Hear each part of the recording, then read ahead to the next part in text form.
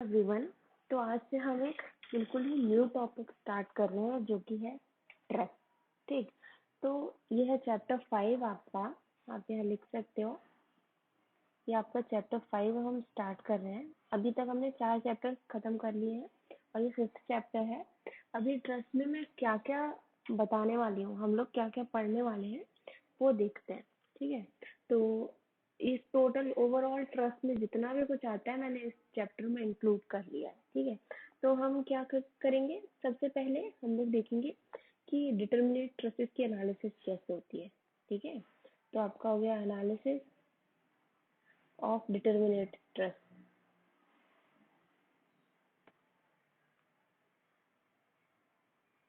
ठीक है। अच्छा, डिटर्मिनेट की एनालिसिस हो गई। अब इनडिटर्मिनेट ट्रस्ट की भी एनालिसिस जाननी चाहिए। तो मैं सेकंड चीज देखूंगी कि आपका इनडिटर्मिनेट ट्रस्ट की एनालिसिस कैसे होगी। तो एनालिसिस ऑफ इनडिटर्मिनेट ट्रस्ट। ठीक है। अच्छा, अब दो चीजें हो गई आपकी, analysis of determinate trust and analysis of indeterminate trust. अब तीसरी चीज आपकी होती है जो कि बहुत ही इंपॉर्टेंट है, दैट इज डिफ्लेक्शन। ठीक है। गेट में आपका डिफ्लेक्शन ही सबसे ज्यादा इंपॉर्टेंट है। तो आपको डिफ्लेक्शन ऑफ ट्रसेस भी पढ़ा दूंगी कि ट्रस्ट में डिफ्लेक्शन आप किस तरह से निकालोगे। और चौथी चीज है जो आपको डेफिनेटली आनी चाहिए कि आपको इन्फ्लुएंस लाइन डायग्राम ट्रसेस से कैसे बनाने हैं। तो आईएलडी ये आपके यूनिवर्सिटी लेवल पे बहुत काम आता है। ये आईएलडी वाला हर मेजर एग्जाम में क्वेश्चन तो पक्का ही मिलेगा आपकी यूनिवर्सिटी लेवल पे। तो ये जो 4 चीजें हैं हम एक एक करके अभी देखेंगे।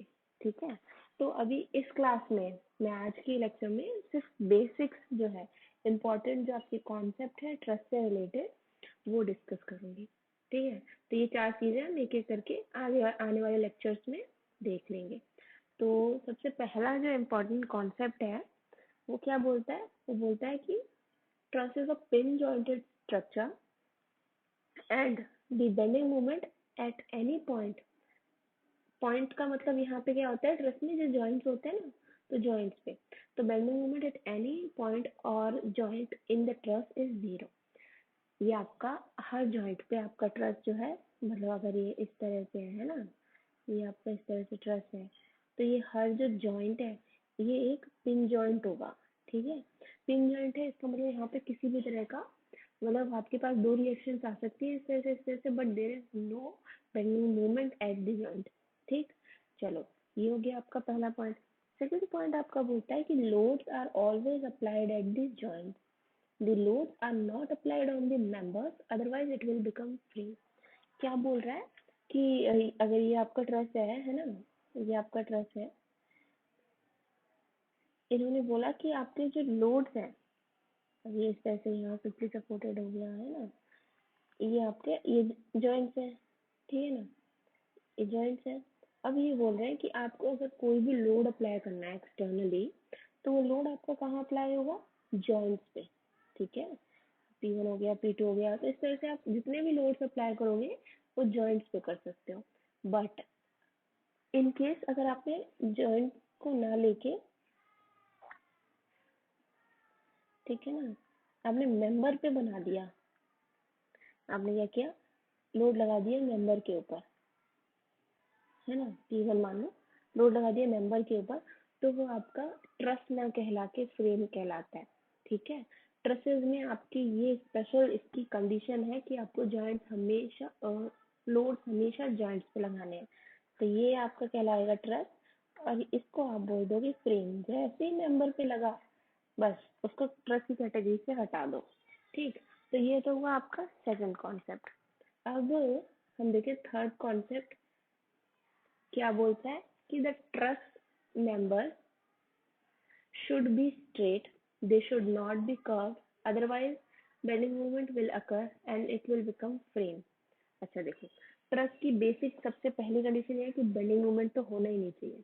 ठीक है ना, बेंडिंग मूवमेंट नहीं होना चाहिए, इसके लिए हम सब खेल कर रहे हैं। ठीक। अब बेंडिंग मूवमेंट नहीं होना चाहिए तो उसी से रिलेटेड सेकंड पॉइंट आया कि भाई तुम मेंबर पे लोड मत लगाओ, मेंबर पे लगा दोगे तो फिर बेंडिंग मोमेंट आएगा, है ना। जॉइंट पे लगाओ नहीं आएगा। ठीक है जी। तो हमने क्या किया, मेंबर पे नहीं लगाया तो बेंडिंग मोमेंट नहीं क्रिएट हुआ। थर्ड पॉइंट, फिर से हम यही बोल रहे हैं कि बेंडिंग मोमेंट हमको नहीं लगाना है। ठीक, किसी भी तरह से बेंडिंग मोमेंट ना करो आपके पूरे ट्रस्ट स्ट्रक्चर में। तो क्या करो, आप मेंबर को स्ट्रेट रखो। ठीक है, ये बोल रहे हैं कि मेंबर को आप स्ट्रेट रखो। अगर जैसे ही कर्व हुआ आपका मेंबर, आपका मेंबर जो है वो बेंडिंग मोमेंट डेफिनेटली क्रिएट करेगा।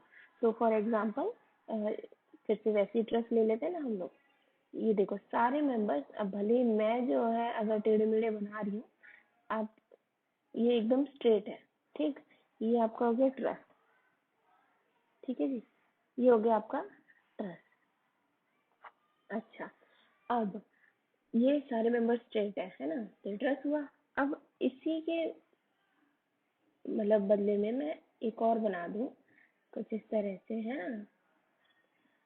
अब ये मेंबर मान लो कुछ ऐसा ना हो कि, राइट, ये मेंबर कुछ ऐसा ना हो कि मैं क्या करूं, इस मेंबर को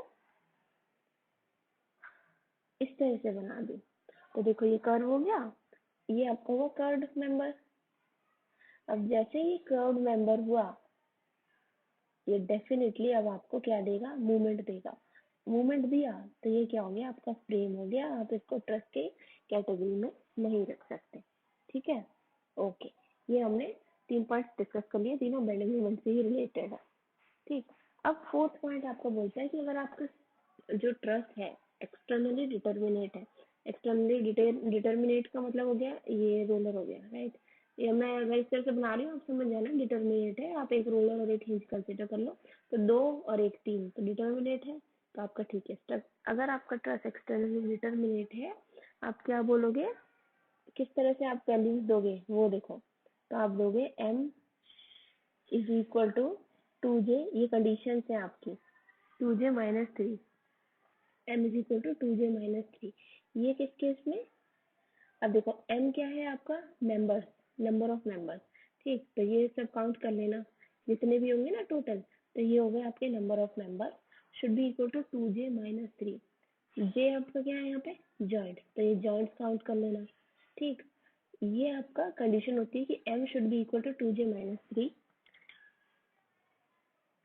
किस केस में, जब आपका क्या हो, स्टेबल एंड डिटर्मिनेट ट्रस्ट हो।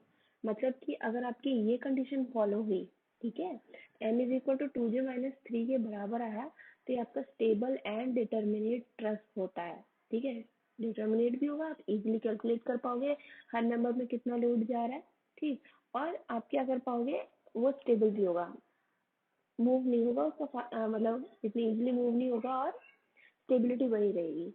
ठीक है, सेकंड पॉइंट, अब अगर आपका m जो है इज लेस देन 2j-3 हो, ये हमने पहले ही ट्रस्ट की डिटर्मिनेशन निकालने में कंडीशन पड़ी हुई है, तो इसलिए मैं अभी बता नहीं रही हूँ कहाँ से आया, क्योंकि आप, आई एम अज्यूमिंग दैट आपको ऑलरेडी ये पता होगा कि कैसे आया हुआ है। ठीक, अगर ये लेस देन हो गया, m is equal to like m is less than 2j-3, इस केस में आप क्या बोलोगे कि कम है ना, नंबर्स कम है, राइट। ये कंडीशन से ये डिटर्मिनेसी होती थी, डिटर्मिनेसी से भी कम है आपके मेंबर, तो क्या होगा, अनस्टेबल हो जाएगा। मैं बोल सकती हूँ अनस्टेबल एंड, अब देखो मेंबर कम है तो डेफिशिएंट हो गया ना, मतलब मेंबर की कमी है, तो मैंने लिख दिया डेफिशिएंट ट्रस्ट। ठीक है, ये हुआ। अच्छा, तो ये कंडीशन भी मुझे पता चल गई। अब मैं बोल रही हूँ कि अब इन केस अगर आपका मेंबर ज़्यादा हो जाए 2j-3 से, है ना, ये भी केस हो सकता है, मेंबर ज़्यादा हो जाए आपके जितने की ज़रूरत नहीं है, तो आपका स्टेबल तो होगा, स्टेबल होगा, बट रिजिड हो जाएगा ना, ओवर रिजिड हो जाएगा। इतनी जरूरत नहीं थी लेकिन आपने फालतू में मेंबर्स लगाए जाए और वो रिजिड हो जाएगा, रिजिड हुआ तो रिडंडेंट ट्रस्ट बन जाएगी आपकी, राइट। तो आप क्या बोल सकते हैं, स्टेबल एंड ओवर रिजिड हो गया ये, ओवर रिजिड। अगर या फिर आपको इसको रिडंडेंट भी बोल सकते हैं, रिडंडेंट ट्रस्ट। अच्छा, तो ये 4 पॉइंट आपको अच्छे से क्लियर हो गए होंगे। अब मैं क्या बोल रही हूँ, फिफ्थ पॉइंट देखते हैं हम लोग। क्या है वो, कि कंप्रेशन और टेंशन के आप इसमें सिंबल्स कैसे दोगे, ठीक है ना। तो चलो, जैसे कि ये आपका एक ट्रस्ट मेंबर है, मैंने बोला ये आपका एक ट्रस्ट मेंबर है। अब मैं ये बोल रही हूँ, देखो ये एक जॉइंट हो गया, राइट, ये इसका एक दूसरा पॉइंट हो गया। अब ये जॉइंट है, ठीक, ये जॉइंट है, ये मेंबर है, ये जॉइंट है, ठीक है ना।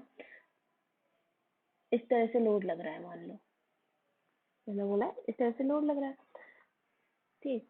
अब यहाँ पे आप मान लो दूसरा कुछ इस तरह से, ये जॉइंट है, मेंबर है, ये जॉइंट है, एक तो कंप्रेशन लगा, राइट, ये आपका क्या है, कंप्रेशन में है, और ये आपका, मैंने बोला टेंशन में, ठीक है ना।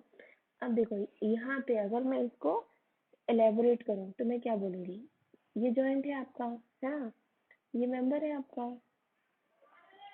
देन ये जॉइंट है आपका, है ना। अब यहाँ पे ये जॉइंट है आपका, ये मेंबर है, ये मेंबर है, और ये आपका जॉइंट है।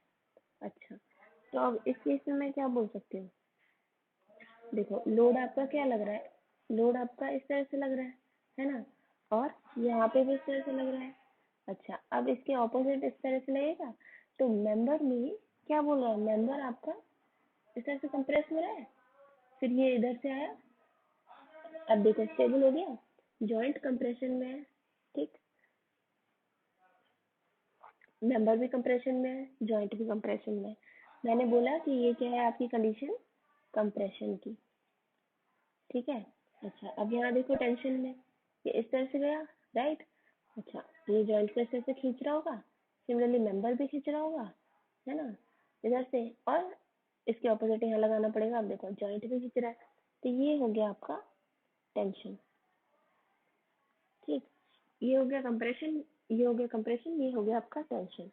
अब मैं बोल रही हूँ कि इस तरह से मान लो ट्रस है, अभी तो मैंने एक मेंबर करके बता दिया, ये आपका ट्रस है ना, एक ट्रायंगुलर ट्रस मान लो, ये दिया हुआ है। अब मेरे से बोला कि ये पॉइंट ए है, बी है ना, यहाँ पे आपने हिंज लगाया, यहाँ पे आपने रोलर लगाया, ये सी मान लिया, ठीक। अब मैं किस तरह से दूंगी, मेरे को अगर ट्रस में शो करना है तो देखो, मेरे को हमेशा जॉइंट्स को कंसीडर करना होगा, ठीक है। मेंबर इस तरह से, मेंबर तो डेफिनेटली देखो, मेंबर क्या दिख रहा है आपका, यहाँ कंप्रेशन में दिख रहा है। अब मैं यहाँ बनाऊँ, ये देखो मैंने इस तरह से बना दिया, ठीक है, ये भी मैंने इस तरह से बना दिया, ये मैंने इस तरह से बना दिया। अब देखो इसमें आप क्या बोलोगे, ये चीज है आपकी कंप्रेशन में, जॉइंट देखो, जॉइंट कंप्रेशन में आ रहा है। अब इस तरह से मत सोचना, मेंबर के कंसिडर में मत सोचना, अब इस मेंबर को ऐसे एक एक करके तोड़ के देखोगे ना, तो आपको क्लियरली समझ में आ जाएगा, इस तरह से डेफिनेटली ये आएगा, ठीक। अब देखो जॉइंट, आपको हमेशा जब डायरेक्शंस बतानी है कि फोर्स कंप्रेशन है या टेंशन है, आपको देखना है कि जॉइंट से किस तरह से आपका फोर्स मूव कर रहा है, जॉइंट के टुवर्ड्स आ रहा है, देखो यहाँ पे जॉइंट के टुवर्ड्स आ रहा है कंप्रेशन, सिमिलरली ये भी जॉइंट के टुवर्ड्स आ रहा है, वी कैन से कंप्रेशन। अब देखो जॉइंट से अवे जा रहा है, मतलब जॉइंट खींच रहा है, तो ये हो गया टेंशन। तो आप क्या करोगे, ये कुछ इस तरह से आप सिंबल्स को रिप्रेजेंट करोगे इन केस ऑफ ट्रस्ट। तो ये हुआ आपका basically basic idea of analysis of like trust के इम्पोर्टेंट कॉन्सेप्ट। तो ये लेक्चर यही एंड करते हैं, नेक्स्ट लेक्चर से मैं फर्स्ट टॉपिक जो कि आपका एनालिसिस ऑफ डिटर्मिनेट ट्रस्ट वो स्टार्ट करूंगी। सो आई होप आपको अभी तक ट्रस्ट के बेसिक कॉन्सेप्ट क्लियर होंगे। Thanks everyone.